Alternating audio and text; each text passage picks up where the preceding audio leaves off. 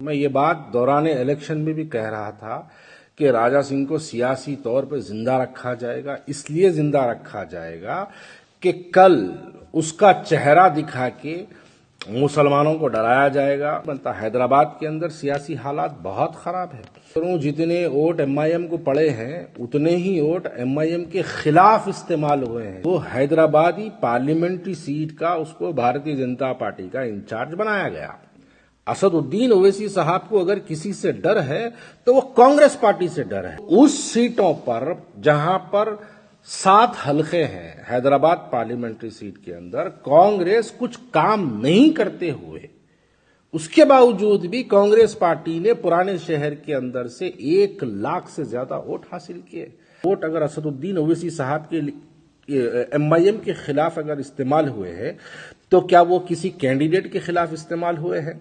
नहीं, वो राज असदुद्दीन ओवैसी साहब सदर मजलिस की पॉलिसीज के खिलाफ वो वोटों का इस्तेमाल हुआ है। मुसलमानों के लिए अब तक एक मौका नहीं था कि जमात के खिलाफ अपने वोट का इस्तेमाल करेंगे तो किसके लिए करेंगे, लेकिन इस मर्तबा कांग्रेस पार्टी ने हैदराबाद के अंदर ये जो आने वाले पार्लियामेंट इलेक्शन के अंदर है यकीनन बहुत अच्छे कैंडिडेट को डालेगी। मोहतरम हजरात, मैं शुरू से ये बात कहते आ रहा हूं कि असदुद्दीन ओवैसी साहब मलून राजा सिंह को सियासी तौर पे क्यों जिंदा रखते हैं और इलेक्शन में उसके खिलाफ अपना कैंडिडेट नहीं डालते हैं और उसको जीतने का राह बनाते हैं, जीतने की वाबस्तगी उसको बनाते हैं। मैं ये बात दौरान इलेक्शन में भी कह रहा था कि राजा सिंह को सियासी तौर पर जिंदा रखा जाएगा। इसलिए जिंदा रखा जाएगा कि कल उसका चेहरा दिखा के मुसलमानों को डराया जाएगा, मुसलमानों को ये बताया जाएगा। अब देखिएगा आप, मैं आज ही जो है फेसबुक पे कहीं स्क्रोलिंग देख रहा था, ये मलून को हैदराबादी पार्लियामेंट्री सीट का उसको भारतीय जनता पार्टी का इंचार्ज बनाया गया। ये देखिए एक सोची समझी पॉलिटिक्स होती है।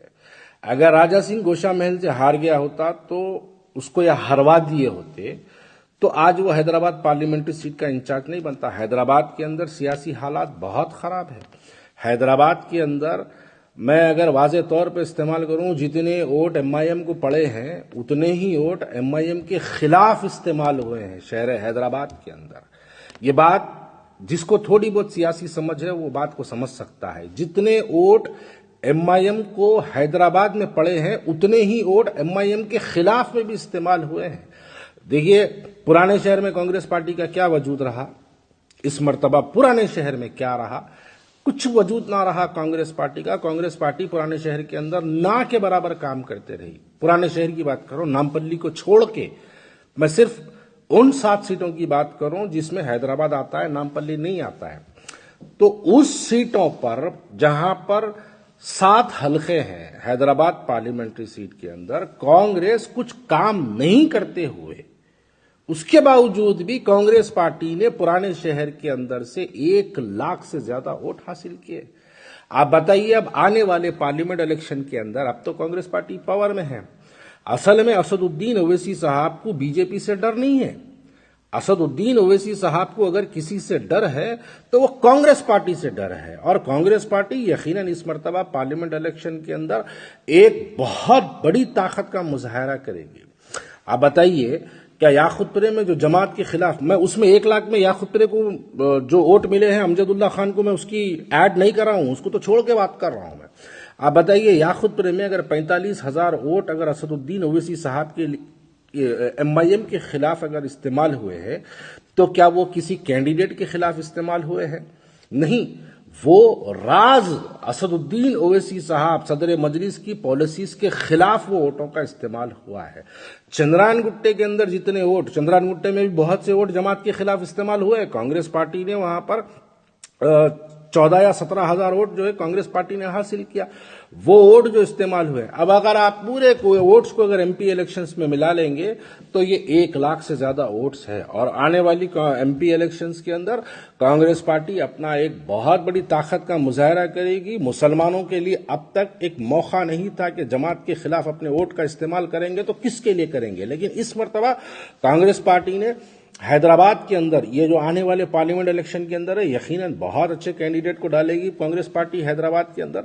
तो उसके मुकाबले में असदुद्दीन ओवैसी साहब को इस बात का अंदाजा, देखिए असदुद्दीन ओवैसी साहब को मैं बहुत बड़ा जो है उनको एक इंटेलेक्चुअल पॉलिटिशियन कहता हूं कि वो बहुत अच्छे कैलकुलेशंस करते हैं, उनको बहुत अच्छी तरीके से अंदाजा होता है कि कहां पे क्या हो सकता है, पॉलिटिकली क्या हो सकता है। मैं इस बात के लिए असदुद्दीन ओवैसी साहब को सराहता हूं, इस बात के लिए मैं असदुद्दीन ओवैसी साहब को मानता हूं कि उनको मालूम है कि आने वाले इलेक्शंस के अंदर क्या हालात बनेंगे।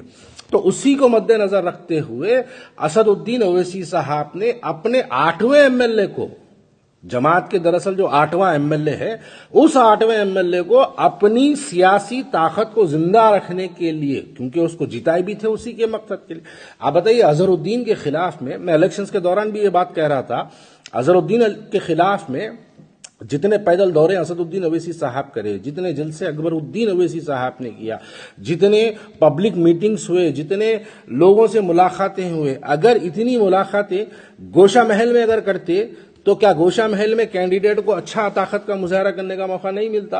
यकीनन मिलता, लेकिन उसके खिलाफ नहीं करते। देखिए, मैं जब भी कह रहा था, आज फिर ये बात को याद दिला रहा हूं, असदुद्दीन ओवैसी साहब को राजा सिंह को हराना जरूरी नहीं था, असदुद्दीन ओवैसी साहब को अजहरुद्दीन को हराना जरूरी था। असदुद्दीन ओवैसी साहब को राजा सिंह को हराना जरूरी नहीं था, लेकिन असदुद्दीन ओवैसी साहब को फिरोज खान को हराना जरूरी था। आप बताइए, फिरोज खान के लिए कितनी मेहनत हुई, सुबह दोपहर, सुबह में पैदल दौरे, दोपहर में पैदल दौरे, रातों में बारिश में भी जलसे, ये हालात के जो है जलसे हुए हैं।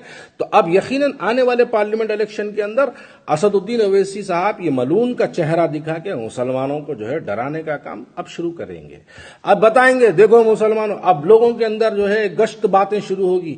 अब ये जो लोग जो है जिनको पॉलिटिकली समझ नहीं है, वो लोग ये बात शुरू करते हो, देखो भाई अब अपन जो है आपस में बटना नहीं भाई, वो बटा तो जो है गुस्ताखे नबी बीच में से जीत जाएगा, खुदा ना खास्ता, बल्कि जो है अब लोगों के अंदर ये बातों को गश्त, ये जो बातें गश्त होती है, इसका माहौल जो बना है, वो माहौल बनाने वाले को आप समझिएगा। ये माहौल बनाने वाले का नाम असदुद्दीन ओवैसी है।